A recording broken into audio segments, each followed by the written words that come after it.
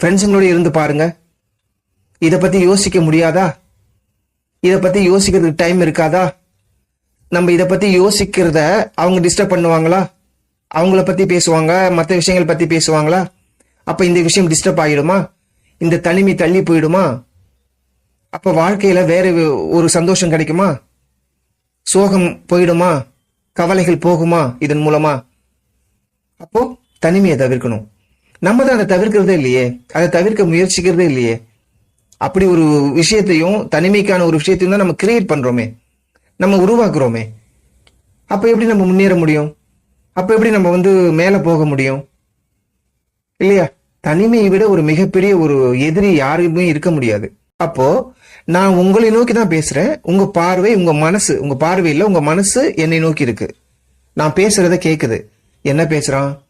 எதை பத்தி பேசிட்டு இருக்கான்? நல்லா பேசுறானா, தப்பா பேசுறானா, கரெக்டா பேசுறானா? இவன் பேசுறது நமக்கான ஒரு விஷயத்தை கிளியர் பண்ணுதா, கியூர் பண்ணுதா அப்படிங்கிற அந்த தாட்னால நீங்க கேட்டுட்டு இருக்கீங்க. அப்போ உங்களுக்கும் எனக்குமான அந்த கனெக்ஷனுங்கிறது நான் பேசுறதையும் நீங்க கேட்கறதையும் வச்சுக்கிட்டு தான் இருக்கு. கான்சென்ட்ரேஷன் இருக்கு எனக்குள்ள, என்னை நோக்கி, இல்லையா?